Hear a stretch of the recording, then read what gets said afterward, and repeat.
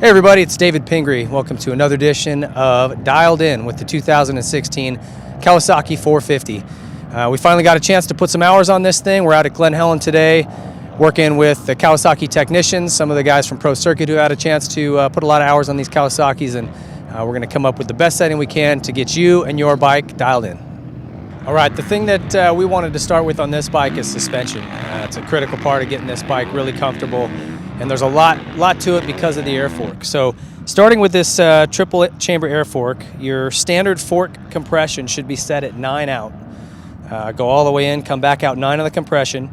Your rebound should be at 13 clicks out. Your tube set height should be 5 millimeters from the top hash mark on the top of the tube. Your inner balance chamber or inner chamber should be at 175 psi standard.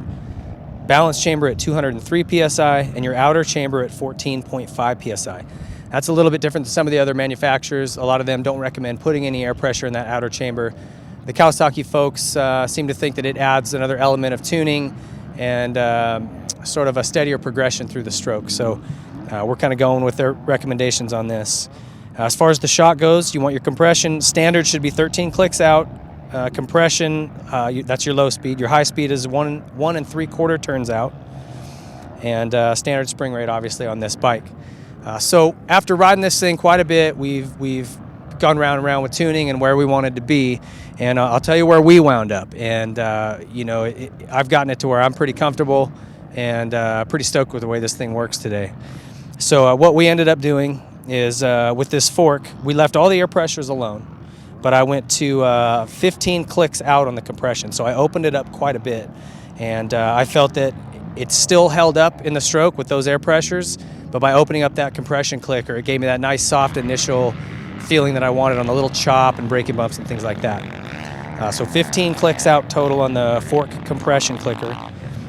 We left the rebound alone, tube height alone, all the pressures. We did do some changes to the pressures actually. The inner we went to 180. The balance chamber is at 208, and the outer chamber at 17 psi. So that's basically Kawasaki and Pro Circuit's recommendation for the standard suspension for either a heavier or a faster rider, intermediate, expert level rider. Those standard settings that Kawasaki started with, if you're novice, vet rider, something like that, beginner, that's going to be maybe a good place to start. In terms of the shock, the only changes we made, we opened up the compression clicker 3 clicks, so we went from 13 to 16 out. And our high compression, or our high speed rather, we opened up a 1/4 turn, so we're at 2 turns out on the high speed compression. And that made a really big difference in getting our bike balanced. Before we did that, it was a little high, and the back end will feel kind of loose, like it wants to dance around, especially on acceleration chop and things like that. Once we opened it up, just that 1/4 turn made all the difference in the world in really getting that back end planted and getting the tire driving.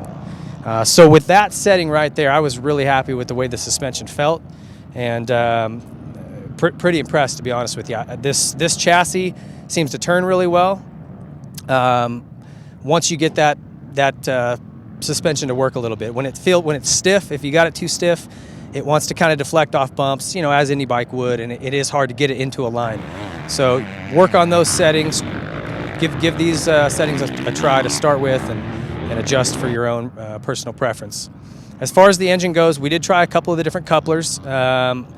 We tried the standard one is green, which I honestly had no issues with at all. It felt great. This motor comes on nice and strong, but usable, and plenty of horsepower all the way through the range. The white coupler, which is slightly leaner, it's meant for softer surfaces, so a little bit more of aggressive setting. It's leaner throughout the range, and just supposed to add a little bit more, it's a little more advanced from the middle to the top. I didn't feel a whole lot of difference, but maybe just slightly a little more over rev, so I ended up sticking with the white, and I like that better. I'm at Glen Helen here today, and we've got some slick sections, there's some deep stuff, some hills, so a little bit of everything. And I never felt like the white coupler was breaking the tire loose or hard to ride. So I would recommend definitely giving the white coupler a try. That's where I'm landed, and that's where I will stay. Tire pressures, again, all at 12. They recommend 12.5. I like 12, gives me a little bit more bite. If you don't have any rocks on the track, I definitely recommend going down. Sag recommendations for this bike are between 104 and 108. We started at 105 millimeters. I was pretty comfortable there, but I wouldn't hesitate to jump up to 106, 107 if you like the back of your bike to sit a little lower. One thing that I would like to try, didn't get a chance to do it, but I do feel like the standard bars on the Kawasaki are a little tall. I would grab a Renthal bend or whatever your preference is that's a little bit lower profile. For me, it just kind of gets the bar down closer to the seat level, which is something I feel more comfortable with. That could be personal preference, but this bar is a little bit taller. Past that, really nothing that I wanted to change on this chassis. They do have different positions for the bars, positions for the pegs, things like that, but I like the stock setting. I felt really comfortable, and that's really all the changes we made to this motorcycle. So I came away from the last several days putting some time on this bike, really impressed with how this machine works, and there's really nothing else I would want to change on this thing. You know, despite what the man in the orange helmet might tell you, stock gearing is great, no need to go up a tooth. Everything in stock trim works really good that way.